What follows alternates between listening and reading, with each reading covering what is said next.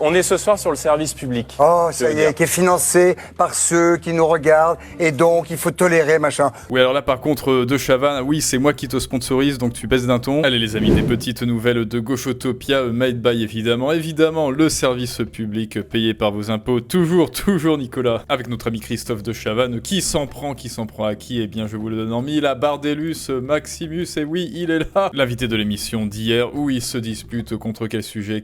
Eh bien, l'immigration suite à cette attaque des Turcs, des loups gris contre des Kurdes, et bien, de manière contradictoire, face à cette attaque des loups gris, Bardellus Maximus est mis dans la fosse aux loups, en plein plateau télé, face évidemment à un lieutenant commandant de la fameuse Gauchotopia. Alors, quelles sont les solutions qu'il propose? Eh bien, comme d'habitude, on va analyser le storytelling et les ruses dessus de ces personnages. On va voir que c'est souvent de la langue de bois, et juste après, on va analyser les solutions concrètes de l'État, c'est-à-dire apprendre à lire et à écrire aux gens qui veulent venir en France, et on va analyser ça tout de suite. Et donc il y aura peut-être un watermark étant donné que c'est France 2 et qu'ils sont très chiants sur le droit d'auteur. Mais voyons ce que Bardellus Maximus a à dire à la téloche.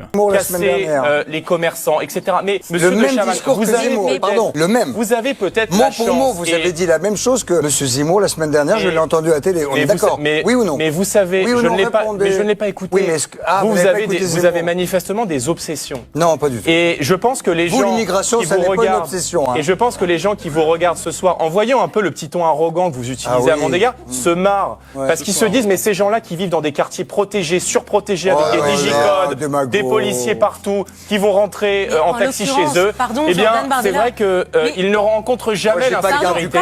On ne peut pas. Pardon, je suis pas en train. Je vais vous dire. On ne peut pas réduire l'insécurité, en France. Je coupe un peu pour brouiller les droits d'auteur, mais oui, on vit dans deux mondes totalement différents. On le sait très bien que Gauchotopia vit dans un univers ou dans une espèce de multivers où il théorise le réel des gens de classe moyenne qui, eux, vivent dans le réel et surtout, subissent les conséquences des décisions directes de l'État, les conséquences directes. Donc il n'y a pas du tout la même exposition au réel, et comme c'est bizarre, ceux qui ne sont pas exposés au réel, qui sont protégés, donnent des leçons de pureté morale, évidemment, à ceux qui le sont, ceux qui sont en première ligne de front. Hein. Ce sont les lieutenants commandants de la pureté morale qui donnent des leçons aux petits soldats. À des groupuscules dangereux qui soient d'ultra-gauche. Je vais vous dire simplement, Jordan Bardella, je fais pas la professeure, il a pas un ton arrogant, on est en pleine discussion et on vous pose des questions. Qu'est-ce que ça doit être avec un ton arrogant alors?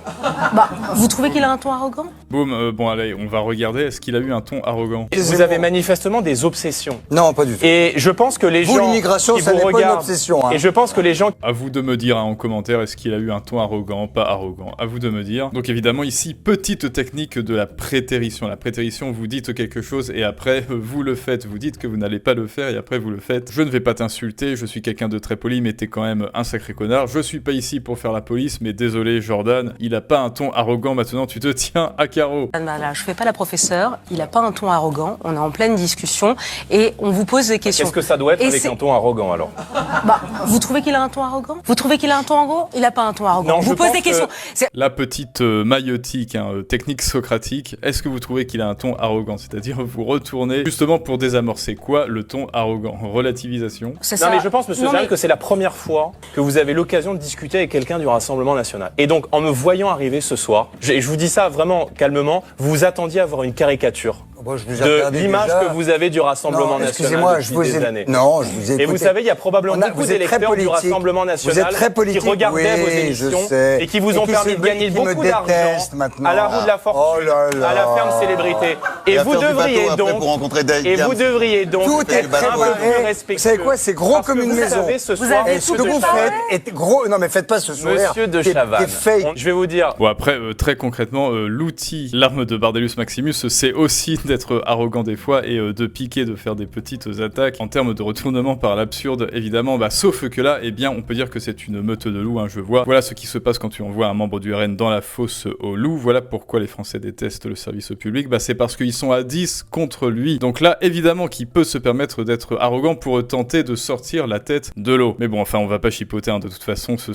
tout cela, ce ne sont que des combats d'infirmes, des combats de communisme sur le service public, toujours payés par toi, Jean-Kévin. On est ce soir sur le service public. Oh, ça y est, qui est financé par ceux qui nous regardent, et donc il faut tolérer, machin. Oui, alors là, par contre, De Chavannes, oui, c'est moi qui te sponsorise, donc tu baisses d'un ton. Je vais pas t'insulter, hein, je vais pas insulter ta mère, mais ta mère, là, en tout cas, tu n'as pas à balayer cet argument d'un revers de la main méprisant, parce que oui, tu es sur le service public, tu es payé par mes impôts, les impôts de tout le monde ici, donc oui, tu fermes ta bouche, on est sur le service public, et donc justement, arrête de dire n'importe quoi, arrête de faire le coco, tiens-toi à carreau et sois au minimum digne de mon sponsoring, enfin, du racket qu'on a fait sur moi pour te sponsoriser, parce que je te signale que c'est un gros billet. Je tolère tout, je vous dis juste que vous avez le même discours que Éric Zemmour la semaine dernière, c'est tout ce que je dis.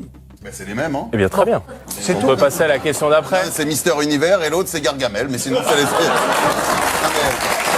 Voilà, petite blagounette, hein, évidemment, nos humoristes ont du talent. Mais donc après ce combat d'infirmes là sur l'immigration, oui, est-ce que c'est bien, est-ce que c'est mal, pas d'amalgame, surtout, est-ce que c'est une chance pour la France, enrichissement, tout ça. Vous vous rappelez de notre ami Bruno Retailleau, qui en dit beaucoup, mais qui en fait un petit peu moins, et ben il a pris une décision, une petite décision, genre enfin c'est pas trop tôt, et bien il a décidé de renforcer un petit peu les règles du concours, hein, du concours pour décrocher votre fameux visa de séjour en France. Bon, moi je pense que c'est que de la poudre aux yeux, alors ok, tu vas devoir avoir un niveau lycée, sauf que c'est bien de contrôler le français, oui, mais il y a peut-être d'autres caractéristiques à contrôler. Bon bah écoutez, on va regarder ça ensemble, et pareil là pour le watermark, parce que c'est France Télévisions. Pour Bruno Retailleau, aucun doute. Les immigrés vont devoir prouver leur niveau de français au nom de l'intégration.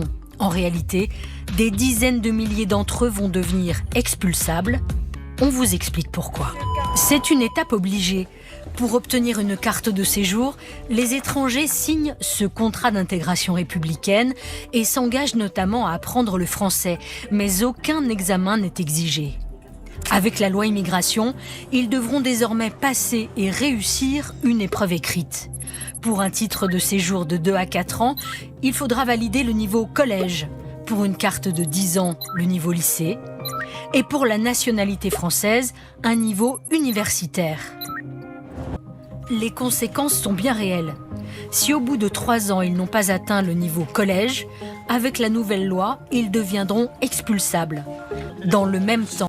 Alors ils deviendront expulsables, hein, mais pas expulsés, c'est-à-dire ce seront, bah en fait, ils vont grossir les rangs des OQTF, voilà. Je veux dire, c'est bien, oui, de faire une épreuve écrite et orale pour l'intégration, pour voir que vous parlez bien français, hein, que vous n'affriquez pas les consonnes T par exemple, hein, n'est-ce pas? Mais il n'y a pas que ça comme caractéristique, qu'est-ce que tu apportes? Alors un niveau français, bah oui, ça c'est en fait, c'est le minimum en fait, c'est le minimum, mais qu'est-ce que tu apportes ensuite à la France? Est-ce que tu apportes ta force de travail? Est-ce que tu apportes un gros billet? Est-ce que tu apportes de quoi investir dans l'immobilier français ou dans les entreprises françaises? Et dans ce cas, il peut y avoir une caution, et ça ce serait très bien, parce que rappelez-vous que l'État français marche sur la tête plutôt que d'exiger de personnes qui veulent avoir le privilège d'habiter en France une caution, un gage monétaire en guise de leur bonne foi, parce qu'ils veulent s'intégrer, ils veulent participer à l'effort de guerre, à l'effort actif de la France, en plus évidemment de bosser, de bien se tenir, de parler français et de ne pas faire de grabuge. Eh bien non, on leur donne de l'argent, ça alors. Enfin bref, ça c'est toujours la sempiternelle victoire de qu'est-ce que peut faire la France pour moi, cette nourrice insatiable, plutôt que de me demander une seule seconde qu'est-ce que moi je peux faire pour la France, qu'est-ce que je peux lui apporter. Le nombre d'heures de cours proposées est en baisse. Nous avons pu récupérer ces échanges de documents de l'Office français pour l'immigration. Voilà ce qu'on peut lire. Une nette diminution de convocations. Le rythme des sessions doit être diminué de moitié dès que possible. Quant à ceux qui veulent obtenir la nationalité française, la marche est encore plus haute. Au point que certains Français eux-mêmes se casseraient les dents sur cet examen de niveau universitaire. À notre demande, 10 volontaires ont accepté de passer le test en conditions réelles. Et donc comme Bouli, 8 Français sur 8 ont donc réussi le test. Bon oui, mais parce que votre autre problème, c'est peut-être le classement PISA, hein, c'est-à-dire qu'on est dernier en ce qui concerne l'éducation, l'éducation publique. Effectivement, les jeunes ne savent plus ni lire, ni écrire, vraiment, hein, je vois des gens de la génération Z, je leur demande au premier degré, est-ce que tu sais lire, quoi? Quel est le dernier livre que tu as lu? Martine à la plage, ça ne compte pas, Dragon Ball, ça ne compte pas. Et ils ne savent pas me répondre, hein. Erreur 404. Et après, ils viennent grossir les rendus RSA, qui est encore une autre fraude que l'on réserve. Bah voilà. Que vous ayez votre visa ou pas, vous inquiétez pas, on va vous donner de l'argent magique pour votre droit à l'ignorance et à la paresse, parce que c'est Nicolas qui paie, comme d'hab. Tous sont plutôt très diplômés. Il est généreux, Un Nicolas. seul n'a pas le bac. Bienvenue à l'examen donc du DELF B2. Pendant 1h30, ils vont notamment plancher sur des questions à partir d'enregistrements audio. Et manifestement, ce n'est pas une partie de plaisir. On a ramassé les copies et après correction sur les 10, 5 n'ont pas la moyenne à l'écrit mais compensent à l'oral. Et 2 ont même raté l'examen pour obtenir leur propre nationalité.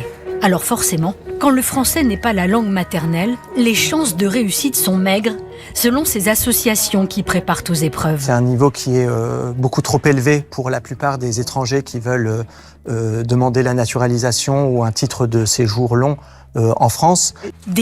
Oh mon dieu, les pauvres étrangers, les pauvres, ils pourront pas avoir la nationalité française parce qu'ils savent ni lire ni écrire, alors que ça devrait être la condition en fait sine qua non, hein. Là ce qu'ils font c'est juste la base en fait, la base mais qui devrait être évidemment des nombreux prérequis. Évidemment qu'on va pas prendre quelqu'un dans l'entreprise qui est l'État français, quelqu'un qui est analphabète, vous allez à un entretien d'embauche, vous faites passer un entretien d'embauche en tant que patron, plutôt le mec devant vous il sait ni lire ni écrire, est-ce que vous allez le prendre? Bah non. Et ensuite il vous dit qu'il a 9 ans alors qu'il a de la barbe blanche, enfin bon bref. Donc oui, le niveau français est déjà à la base absolument calamiteux, mais ça c'est un autre problème en tout cas. Ne serait-ce que demander un niveau universitaire, ça serait déjà augmenter les exigences dans le casting. Et vous savez quoi? Et ben dans le casting, il y aura peut-être un jour en plus des autres cautions que je vous ai données, pas faire de grabuge, donner des gages monétaires, et ce qui en ressortira, oh ça alors, Jürgen le Suédois, mais qu'est-ce que tu fais là? Oh ça alors, Nicolas le banquier suisse, mais qu'est-ce que tu fais là? Tu as réussi le concours, et ben bravo, bienvenue. Donc non, ça n'est pas injuste, ça s'appelle un casting, ça s'appelle de la sélection, et la sélection doit être dure parce que nous n'avons plus le choix de toute manière. On ne peut pas accueillir la misère du monde et tous les sous-diplômés qui se demanderont encore « Donnez-moi de l'argent s'il vous plaît monsieur ». C'est à toi de donner pour la France, c'est à toi de savoir évidemment lire et écrire pour t'intégrer. Non mais et puis quoi encore, je vous jure, c'est la base. Sauf que comme je le dis,